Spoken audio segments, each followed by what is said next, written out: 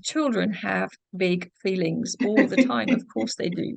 And one of the most valuable things that we can do as parents is to allow them to feel those feelings in safety. And so if they're having a tantrum, in effect, it's a physical reaction in their body. Yes, it's a behavior, but actually it's directly related to an unmet need, and it's probably a need for connection. Today we have Joe on the show. Joe, welcome. How are you today? How are you doing? Hi, Vicky. Nice to meet you. I'm obviously fine too. I'm actually a little bit nervous, but also really excited about our conversation today. Good. I'm so glad you said that because what I was going to do after I asked you how you are, and then if you said, I'm fine, I was going to ask you, well, how are you actually? So I'm glad that you're a few steps ahead of me because I hate it when we ask, like, how are you? And everyone's like, I'm good, I'm fine. I'm like, are you really though? Let's just be Exactly. honest. Yeah, exactly. No, I have butterflies in my stomach, but that's okay. Of course. I'm so happy that you're here and I'm excited to chat about some of the things that you do and some of the things that we've discussed. So why don't we start by just telling me a little bit about who you are and what you do? Sure. Yeah. So I'm Joe. I'm a mother. I'm a parent coach, and I'm also an introvert. And I specialize actually in working with introverts who might be feeling overwhelmed as parents. They might be feeling like they're running on empty or they're stuck in survival mode. And so I work with them to really focus on figuring out what really matters to them as parents so that they don't feel so overwhelmed. So you mentioned that you're an introvert. So obviously want to talk about how that ties into being a parent, or being a parent and being an introvert. But can we start by telling me, like, what is an introvert? And then I've also heard extrovert. So can you tell me what an introvert is and then the difference between an introvert and an extrovert? Yeah, I mean, obviously everyone's unique and individual, and no two people are the same, no two introverts are the same. We're not a big homogenous group, but I think there are some commonalities. And I think in terms of introvert extrovert, I very much feel like an introvert, but I still think there is a little bit of a stigma around being an introvert. More and more people are saying, "Oh, I'm an introvert," and it is getting easier, but I still think there's a long way to go before introvert needs are seen as valid and as accepted as extrovert needs. So I still think there's quite a long way to go, and operating as an introvert in an extrovert world can take its toll. And I think most people who feel have introvert tendencies have had to suppress our needs in order to operate in the everyday world. Um, Yes. I mean, I think one thing that has helped me is that there is some research around this in terms of the biological basis. And I think there are two things that have really struck me that have resonated. Um, and one is around sensitivity to stimulation, sensitivity to external stimulation. The research has shown that introvert brains have a higher sensitivity to dopamine, that chemical that is associated with external stimulation and reward. And so introverts don't need that much external stimulation to meet their dopamine needs. So for me, this really resonated. I get very overstimulated by noise, light, crowds, busyness, being in a shop and bumping into someone that I know and having an unexpected social encounter in that shop is like total brain freeze for me. It's like my brain can't handle all this Over stimulation. stimulation. Whereas for extroverts, they have a low sensitivity in their brains to dopamine. So they need repeated hits of external stimulation to feel good. They need to be out and about and busy and meeting people and seeing things and hearing things and feeling things to feel good. So that really resonated with me in terms of my sensitivity to stimulation. That makes so much sense. I'm just thinking because I didn't know obviously I've kind of read and a little bit about, what introversion, extroversion is, but I never really did thorough research. And from my understanding, it was that an introvert was somebody who requires more like rest and recharging after stimulation. So like social activities and doing things. And I resonate with that because I can do a lot of things and be with people and time with friends and activities, but there's a limit. And when that limit happens, I'm exhausted. So it makes sense that it's the dopamine sensitivity, because that's what's, there's only so much, if you get a flush of dopamine too often, then you're exhausted. So that makes sense. I get that. Yeah, you get saturated. There's a point at which you get saturated, and I really kind of feel that. It sounds like you do as well. In terms of your point about the resting and recharging, that's another definite commonality, I think, with introverts would resonate with that. And there is some research to back that up. So they did some PET scans on people, introvert brains and extrovert brains, and what they saw was that blood flows much more slowly through introvert brains in much more longer, complex pathways that visit areas associated with planning, processing, problem solving, puzzling. But with Wow. yeah, I know. That's Doesn't that make validating. sense? Yeah. Yeah, absolutely. It makes sense. Whereas with the PET scans with extrovert brains showed much shorter blood flow pathways to areas associated with sensory processing, visual, auditory, touch. And that pathway needs repeated hits of dopamine. And so that absolutely made sense to me because introverts can often feel completely absorbed by their internal worlds. There's so much going on inside. Yeah. But you might not be able to tell that from the outside. Absolutely. I think it Susan Cain, or it was certainly in her book, said the quietest people have the loudest minds because there's all this processing going on inside through these long, complex pathways. So for me, in practical terms, that absolutely made sense because, for example, I much prefer one-to-one conversations where I can just focus on one channel of communication. I have the time to process that one person and listen, and that really works for me. Whereas if I'm in a group of even more than two or three people, I my brain gets overwhelmed with all the faces and the chatter and the noise and all. It's like a fire hose, and my brain freezes literally, and I just clam up. And Yeah. so I often felt bad about myself for this in groups. I thought, why can't I think of anything to say in groups? Or why do I think of just the right thing to say 6 hours later after the conversation happened? But that really makes sense if I'm processing things through this long pathway. I just need the time and I need the low stimulation environment to feel myself, really. So when I discovered this, it was a real kind of light bulb, like, oh, I get it now. Yeah.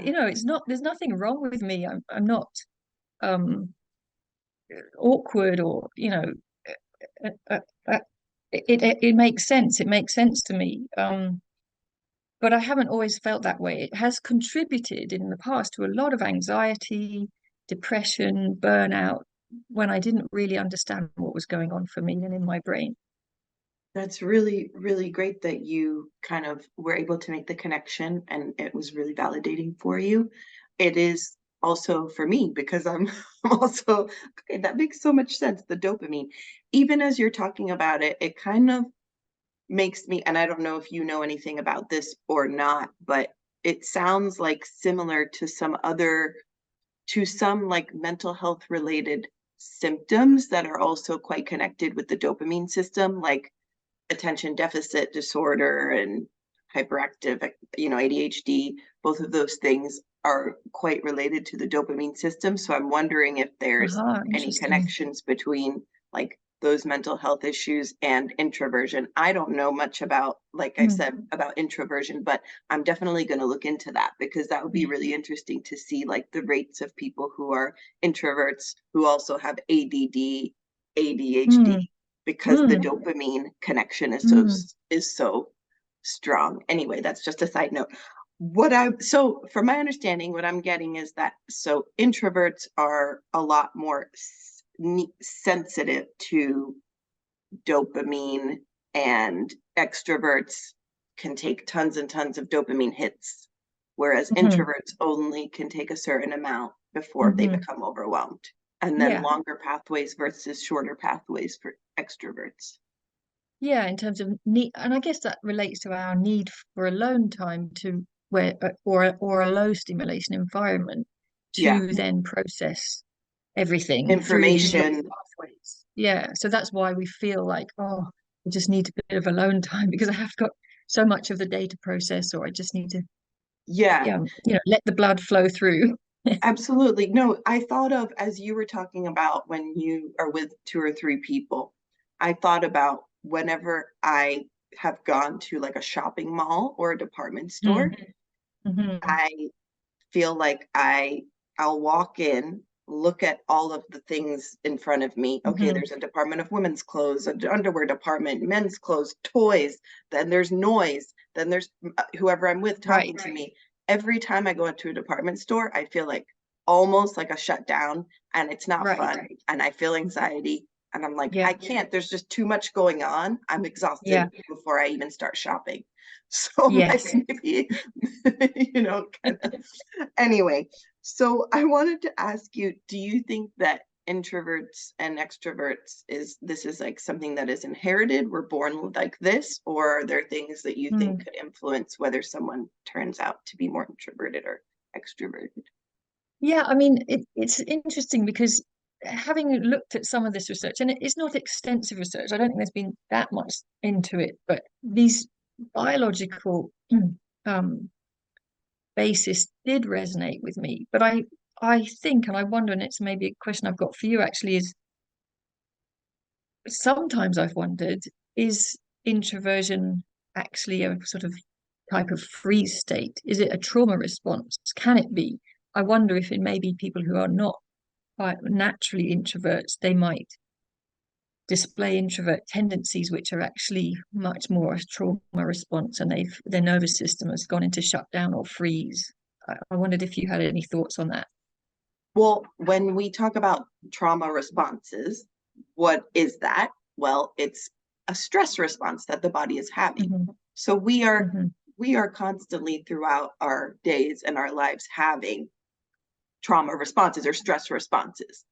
Now, for example, right now I can hear outside the garbage truck and I can hear the trash cans moving around and banging around. So I'm not jumping, but that's alerting me. So my body is probably responding to that, having a little bit of a stress response. Now, of course, in 2 minutes, that's going to go away and things are going to be fine. And my heart's not going to be racing like crazy.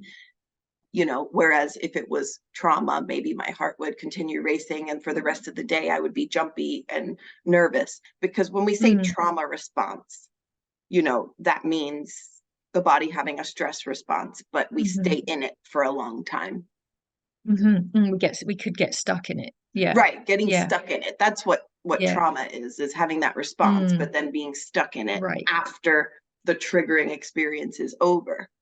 So maybe for an introvert, you go and you go to a party or something and your body has this stress response. When you go home and you recharge, you're fine. Your heart rate isn't beating. You're not feeling hypervigilant.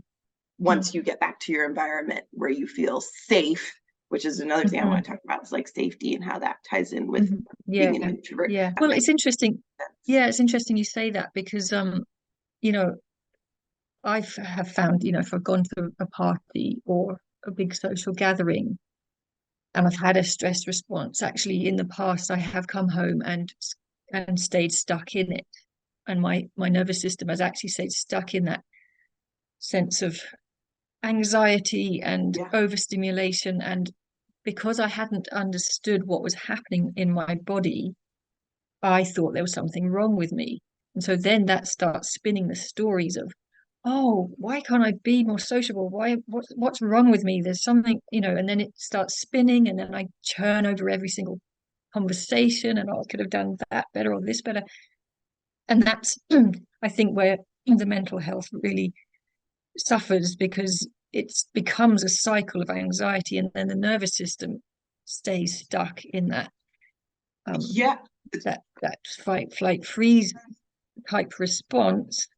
Um, and you can't get back to safety. Your nervous system doesn't reset. So I think and I think for introverts who haven't felt that emotional safety, or haven't learned what's happening to them, or haven't learned to tolerate their feelings around it, can get stuck in those cycles. Well, when you put it that way and when you explain it that way, then I think that my answer to your question would be yes, I think it is introversion could be a trauma response. But I think that I speak about excuse me, I speak about this a lot, and I think that a lot of what we experience on a day-to-day might be considered a trauma response because we're constantly inundated with triggers or things that are going to create a response in our body that says that something's wrong when something is not, we're not necessarily in grave danger, like when we're at a party. Right.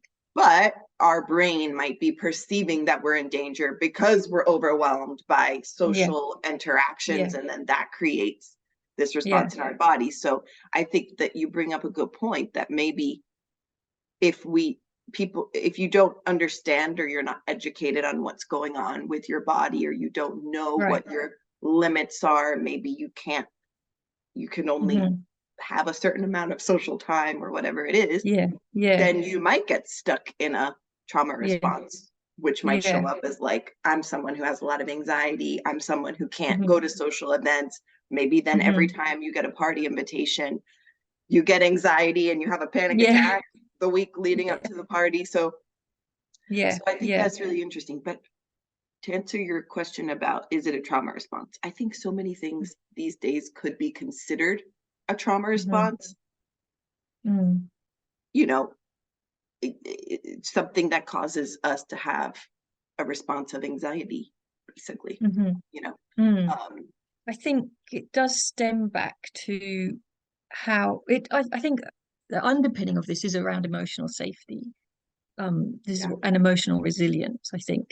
And I think that is something that a lot of people maybe didn't experience in their childhood, for example. And so in terms of a child who's introverted, for example, if, as we now know, their brains get very overstimulated easily, then it may well be that they cried a lot as an infant, or they had tantrums when they were a toddler, or they actually needed downtime, quiet, alone time, or not alone time necessarily, but quiet time. And that might not have been noticed or recognized. And so that might have resulted in big emotional outbursts and tantrums. And if those tantrums were met with, even from the most loving and well-intentioned parents, to kind of trying to stop them, no, don't feel your emotions, don't cry, stop this. Either they might have been sent to their room, or they might have been punished or corrected or shamed, or they might have just had a very soothing parent saying, no, no, no, don't feel that way, you're okay, you're okay. All of these things are shutting down those emotions and saying it's not okay to feel those emotions. And that sends a signal to the nervous system, say, my needs are not valid, my feelings are not valid, it's not safe to feel this way, and therefore there must be something wrong with me. I think that's a really common experience for probably everybody in different forms, in terms of not learning how to tolerate your own emotions, when you were a child, because they were either shut down or stopped or soothed out of you, sort of thing. And I think that has come back for me as an adult in symptoms like hypervigilance and anxiety and people pleasing and needing a sense of control. Because when I feel these big feelings, I don't know, I haven't learned how to tolerate them. I haven't learned that actually, like you said, okay, this is just a nervous system response. It's something happening in my body. I'm overstimulated, or I'm feeling scared, or I'm feeling sad. This is just a feeling. I can tolerate it. It will pass. Yeah. And then you can reset to safety. But it's, that's a really hard thing to do unless you've learned how to do it.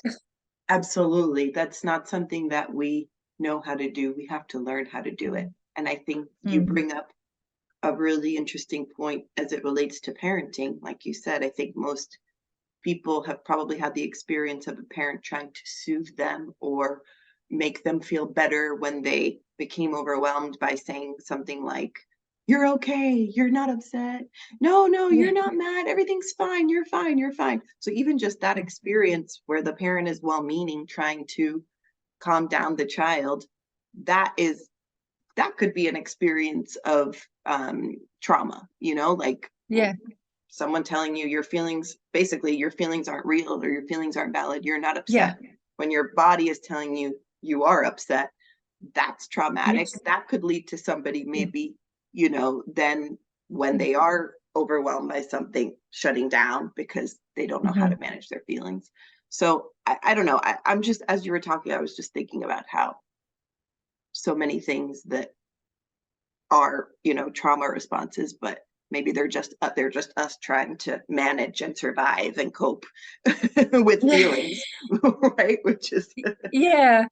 a difficult Yeah. Yeah. Absolutely. And I think, to do. for me as a introvert growing up in an extrovert world, it was overwhelming and it did take its toll. And I did learn to fit in and mask and be compliant, and that compliance was validated. And so, but actually what it meant was that I was ignoring my needs and ignoring my feelings, and it meant that I was just pretending all the time and I couldn't really feel authentic. And so that sets up a very difficult mental health situation. Yeah, So I think learning about your needs, really understanding your needs, being able to articulate them and feel safe with your emotions, that really has helped me a lot, to understand myself and understand what's going on, and yeah, operate in a way that meets my needs. absolutely, absolutely. I just want to say thank you for being open about your own personal experience because I know that that's really hard. So being so open about what it's been like for you, I just want to say thank you. I really appreciate that. Um, you brought up this, you said this word safety, and as we've been talking, I've been thinking about it as well. So can you tell me a little bit about how being an introverted parent or helping other introverted parents, how is safety important? How does that come up? Yeah, I mean, I think in terms of safety, what I mean by that is this emotional safety. Yes. It's creating a sense that um, your feelings, no matter how big they are or scary they are, it's safe to feel your feelings. And it's the Yes. same with, Sorry. yes, it's safe to feel our feelings. I'm sorry to interrupt you. I'm so happy to hear you say that, especially as a parenting coach, because Mm, one of the things that I encounter so much with my clients is in therapy is this inability to be safe having feelings, this inability to mhm, experience feeling safety or being fearful of having feelings because mhm, I think mhm, it's not normalized in our society to experience negative emotions. So any negative mhm, emotion is like, ugh. Sometimes even big mhm. positive emotions is, oh no, no, no, So I'm Yeah, just really happy that when you're talking about safety, you're talking about emotional safety. Like we're allowed to feel our feelings. We should feel our feelings. Anyway, yeah, sorry. Go ahead. yeah. I'm just glad to hear you say that as a No, parent. absolutely. And feelings are really these, what I mean by that is these physical sensations. They're physical feelings. And this really relates to very much to parenting and raising children, because children have big feelings all the time. Of course they do.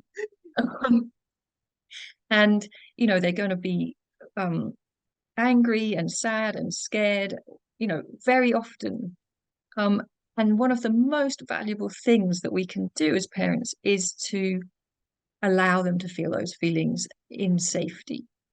And so if they're having a tantrum, in effect, it's a physical reaction in their body. Yes, it's a behavior, but actually it's directly related to an unmet need.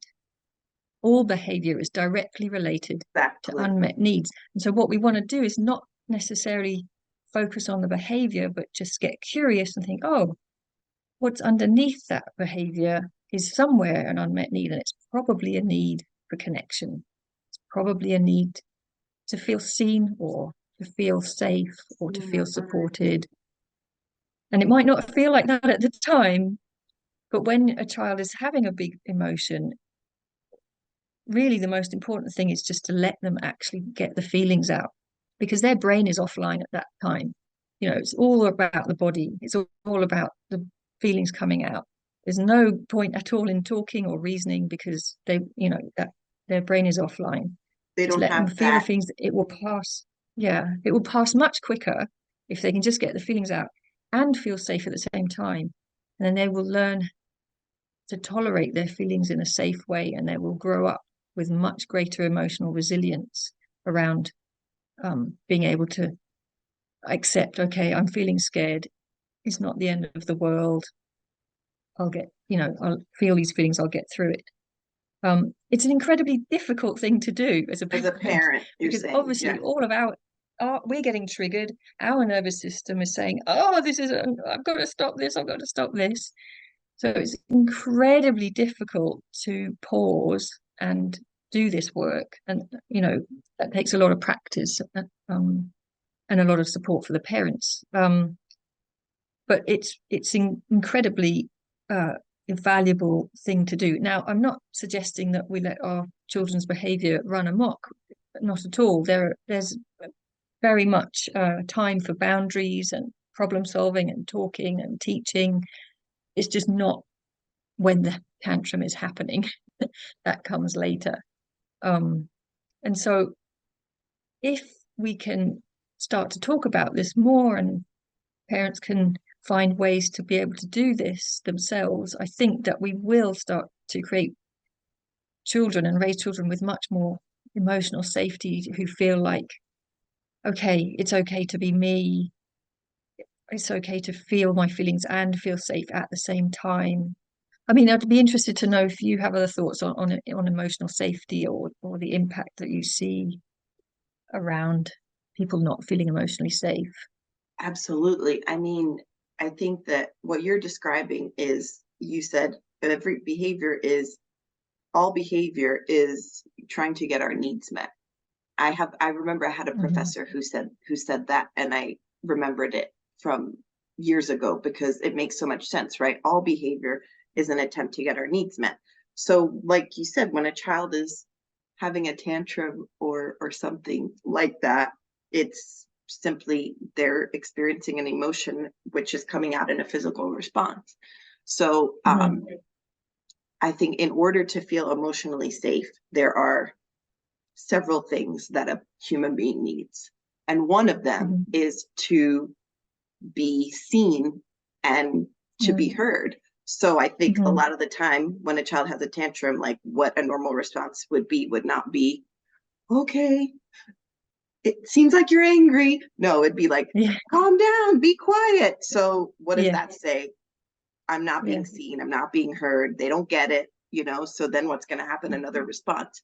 So I think Mhm. that when it comes to emotional safety, there's a list of things that we need in order to feel emotionally safe. But one of the most Mhm. basic ones is to be seen and to be heard, for Mhm. someone to hold space for us. Yeah. And Yeah. I guess as a parent, that must be really hard when you see a little Yes. person in pain or hurting, Yes. because Yes. we don't want to see our little person in pain or hurting. Mm.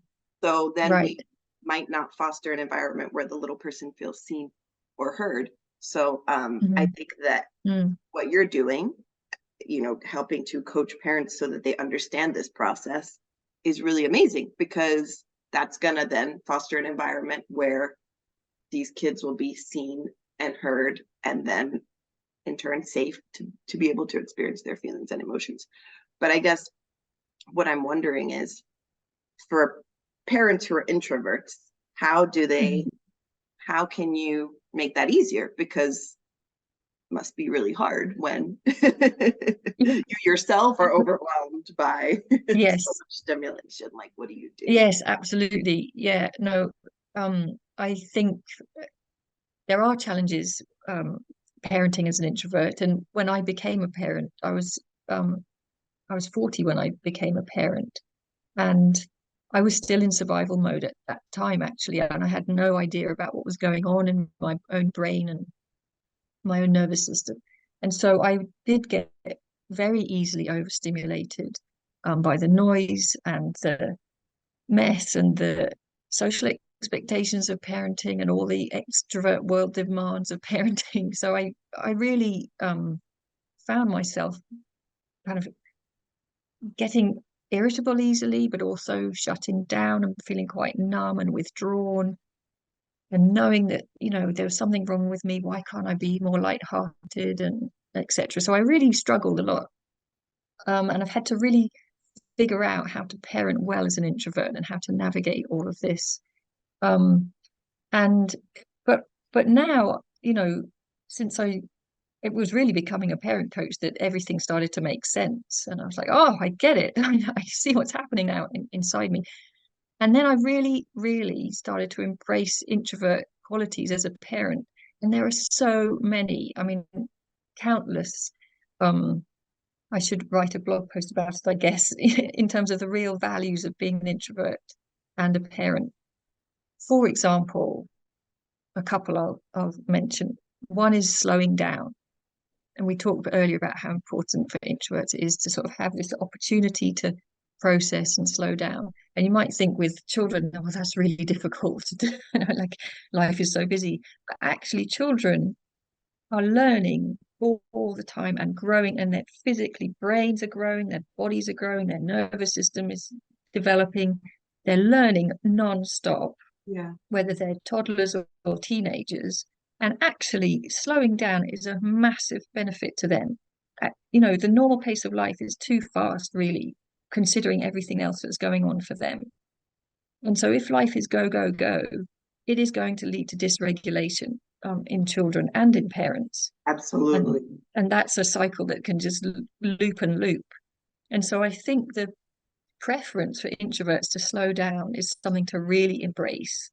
And that this means things like not overscheduling, having plenty of downtime, even moment to moment and day to day, just really trying to tune into the pace of maybe that the child needs to go at, and just slowing everything down. And I think that's of massive value to children, not to feel like they have to go they have to do everything that they have to do and keep up with the pace. So that's something that I really embraced a lot at home, in I terms mean, of a rhythm to the day.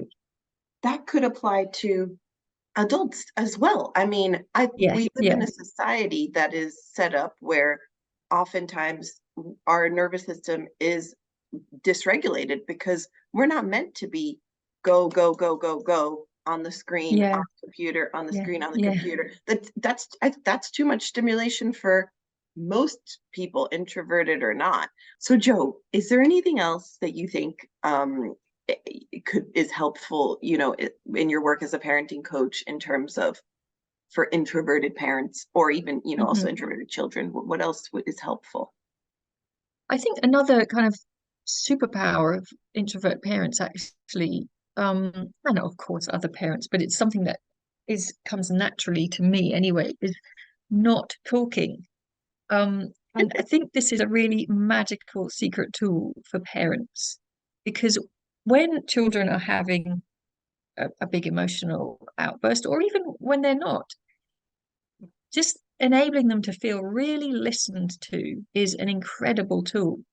And if they are having a big emotional outburst, like we said before, it's not the time to talk to them, correct them, make them feel better, or anything like that. The most important thing you can do is zip it and not say anything and just be there, hold space, try to feel safe for them, because actually they are needing to borrow your nervous system. Under the age of 7, children need to borrow our nervous system about 90% of the time. Even Yeah. teens need to borrow our nervous system about 50% of the time. And even as an adult, you know that if you're with someone who you feel really safe with, and you're feeling dysregulated yourself, you can kind of tune in and borrow their nervous system. And so I think, our preference for maybe listening before talking is a really, really valuable tool for children of any age.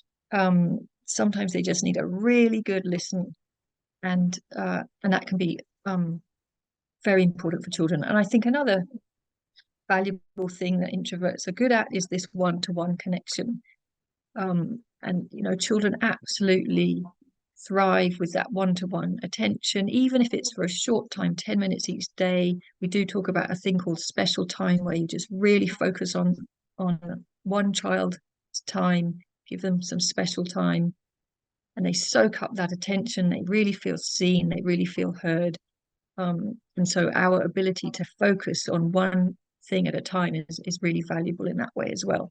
And there are loads and loads of other really valuable ways that introverts can use their natural tendencies in parenting. And so I'm just very passionate about that, Yeah, because I that's think, that like I said at the beginning, introvert tendencies can tend to be seen in a negative light, but I see enormous value in introvert tendencies. I do too. And as you're talking, I think that also the not talking and one-on-one time, specific special time, as you said, I think those things could be helpful as well for adults, not just children. Yes, You yes. know, and a lot of well, some of the work that I do with my clients who've been traumatized is reparenting work. So a lot of my Hmm. clients, maybe didn't have the best or the most loving or the most validating parenting experience as children. So we go back and talk about, like the things that they might have needed from their parent growing up. And some of the things that you've said are things that my clients have needed. So we kind of work on like, how can you give that to yourself as an adult, because maybe Yes, as a child you right. didn't get that need met from your parent, that need of being seen, of being heard, of sitting, being in attunement with another person Mhm. emotionally, being able to rely on somebody else to help you regulate, Yes. calm down, all those things. you know Mm. I'm again so glad that someone like you exists, because I think if you can get these needs met as a child in your parenting relationship, you're going to be Mhm. a lot, you know, things are going to be a little easier for you as you grow up into an adult in this world. But even if you're not, like I said, my clients, we have to go back and like, Yeah, reparent them, yeah. because if you don't get these needs met, you're going to Mhm. you're going to face problems as an adult. You're not going to be able to regulate your nervous system. Your relationships with other people are going to be impacted. So point is, I think it's really important what you do, and I'm so happy to hear all of the strategies. I know you only mentioned one or two things, but really really awesome. So another really helpful tool, obviously, for parents is boundaries. And I know that you find boundaries really important when you're working with clients, and obviously I also do. So why do you find boundaries so important? Awesome. Yes. So as we've kind of spoken about a little bit today already, we have these needs as human beings, right? And one of our needs is for emotional safety. We also have a need for physical safety, right? So we want to be Mhm. physically safe and protected, as well as emotionally safe and protected. So boundaries are the rules we set for ourselves in the world and within relationships. And the reason that we have them is to keep ourselves safe. Mhm. So in order to be safe in relationships, we need to have rules. We need to know what we need in order to feel safe, in order to feel seen, in order to feel heard, in order to feel connected, in order to feel loved. All those things we need to know about ourselves. And then we need to have rules. I know rules sounds like a strong word, but really that's what they are. They're guidelines in order for us to protect ourselves and get those needs met.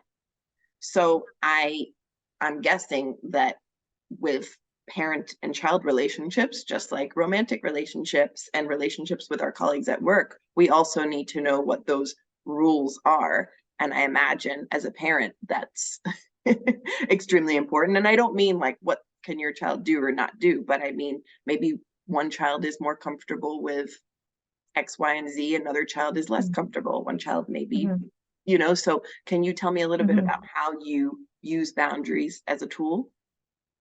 Yeah, sure. I mean, I think it was something that really helped me navigate um, parenting and navigate being an introvert and a parent, was to get really clear about my yeses and my nos, and really clear. And it's going to be different for everyone, what your yeses and what your nos are, what boundaries you want to create in your family. But something that I work with parents on is rooting those boundaries in our values. And so that's the starting point for Beautiful. boundary work, is what are your core values? What's really important to you? What really matters? And then from there, we look at boundaries. And then it's much, much easier to maintain those boundaries if they're rooted in your core values. If you've got a sort of somewhat arbitrary value and your child pushes on that, it's harder to keep that boundary if you're not really sure, well, does it really matter or not? Yeah, But like, if the why are we boundary is doing this? absolutely, yeah, why are we doing this? This seems really arbitrary. And then it becomes a battleground and a power struggle. But if your values are driving those boundaries, then it's very clear this is a yes or this is a no. And you can explain that to children based on discussing your values, and then it makes sense to them. And then it doesn't feel like an arbitrary rule to them. It makes sense because they're part of their family's values. So that's really how I work with boundaries. But it absolutely helps to know that, and it really helps you navigate parenting more easily. I love that because I think that especially when you're working with a child, it helps to understand, like, we're Mm, doing this mm, because mm, of mm. this. Yeah, yeah, It yeah. makes sense. I think a lot of our, rules and parenting is, well, this is just why we do this. That's not really a good reason. That doesn't really help me understand. And especially as a child, Mm, should I just do mm, something? Because if there is a backing or an understanding of mm, like, mm, these are my mm. values, this is what's important, and this is why, I'm sure that makes it Yeah, a lot easier, not yeah, necessarily for the child, but for you as a parent, yeah, setting a rule that yeah, might be difficult to yeah, set or, yeah, yeah, kind of thing. yeah. I think that there's a lot of things that we spoke about today that I'd like to speak more about, you know, um, but I think I have a better understanding of what introverts are and how that can come up as a parent and the challenges that might bring up. But then also what I learned today was how, um, what strengths an introverted parent might bring to the table and how that could Mm, be really helpful in a child's development. Having a parent who's introverted could actually absolutely. create a sense of safety for a child and a Mm, really mm. safe and consistent environment for a child to grow in. So that's what I learned. So that's really helpful. Thank you so much. Great, thank you. It's been great talking with you. Love it. Thank you so much, Joe. I hope that we can talk again another time soon.